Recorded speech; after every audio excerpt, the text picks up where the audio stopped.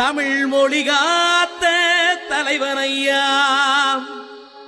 ஞான பழம் கேட்ட குழந்தையா, அப்பனுக்கு பாடம் சொல்லி ஆறுபடையாட்சி செய்யும் ஏசாமி முருகனையா. வெற்றிவேல் முருகனுக்கு.